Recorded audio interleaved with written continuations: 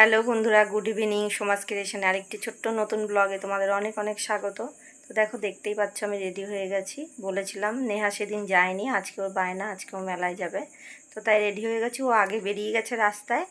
চলো, মেলার তো আগের দিন তোমাদের শেয়ার করেছি মেলার ভিডিও, কিছুটা শেয়ার করবো। ও যদি কিছু কেনে সেটা অবশ্যই দেখাবো। আগের দিন বেশি কিছু কিনিনি, দেখায়নি।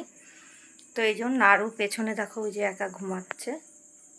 ও ঘরে ঘুমাবে, ওর যখন অসুবিধা হবে, ও বেরোতে চাইবে, ও বাইরে ওই জানলা দিয়ে বেরিয়ে যাবে, ওর অভ্যাস আছে। তো চলো, ওরা দুজন বাইরে রয়েছে, আমি বেরোই, রাত হয়ে গেছে অনেক।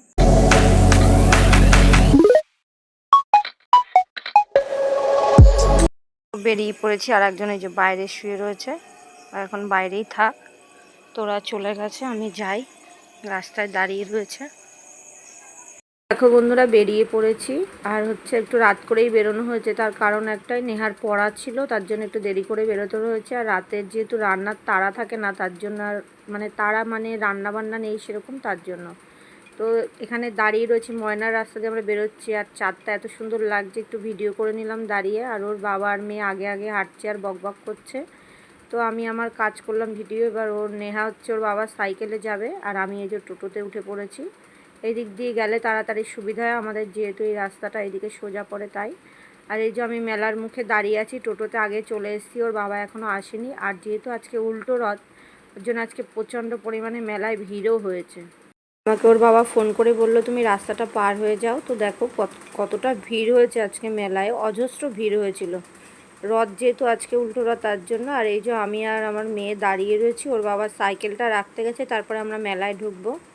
আর আগে যে মেলার ব্লগটায় দেখেছো, আমি আর মনিকা সেই খেলা খেলেছিলাম, তো মেয়ে আজকে সেই খেলার সামনে গিয়ে বায়না করছে, চলো মা আজকে খেলাটা খেলি। আমি বলছি না, ওইসব হয় না। দেখ, আগের দিনও দেখে গেছি যেরকম দোকান সাজানো, আজকেও সেম এরকম দোকান সাজানোই রয়েছে। কোনো কিছুই দেখ এখান থেকে কেউ পায়নি লটারিতে। তাও মেয়ের তর্ক করছে, আমি পাবো, ইন্ডাকশান পাবো মা, চলো না খেলি।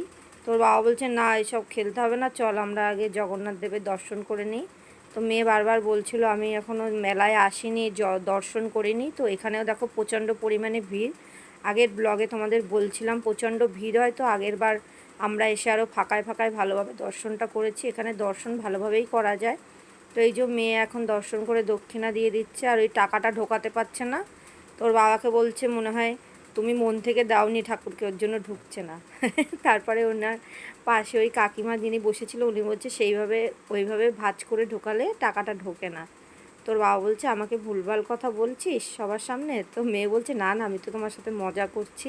তো এরকমই মজা হয়ে থাকে। তো এই যে আমাদের কেনাকাটি হয়ে গেছে, মেলা ঘোরা হয়ে গেছে। ও টুকিটাকি দুটো হার কিনেছে, পুজোয় পড়বে, এখন থেকে ওর কেনাকাটি শুরু। আর এই যে বিরিয়ানির দোকানের সামনে দাঁড়িয়ে রয়েছে, আমাদের বারাসাতের আশীর্বাদ বিরিয়ানি। তো মেয়ে তো বেরিয়েছে, প্রতি বছরই মেলার টাইমে বেরোলে আমরা কিছু খাই না বাইরে, ওই একবারে এখান থেকে বিরিয়ানি কিনে নিয়ে বাড়িতে চলে আসা হয়। আর এই যে এখন প্যাকিং হচ্ছে। আর সত্যি কথা বলতে বিরিয়ানিটা হয়তো তোমরা বলবা কি বলছো, হ্যাঁ আমার বিরিয়ানিটা না একদমই একটু বেশিরভাগ পছন্দই হয় না। এই যে বন্ধুরা, আমরা বাড়িতে এসছি, আর ও এখন ঘুম দিয়ে উঠলো, সবে এখানেই শুয়েছিল, তাই তো নানু?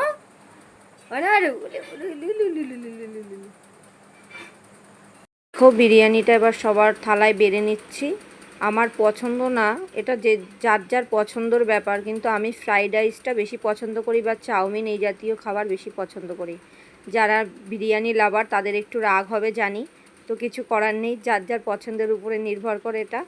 তো আজকের মতো ভিডিওটা এখানে শেষ করছি। যদি তোমাদের ভালো লাগে অবশ্যই একটা লাইক করো, কমেন্ট করো। আর তোমরা সুস্থ থেকো, ভালো থেকো, আবার দেখা হচ্ছে পরে।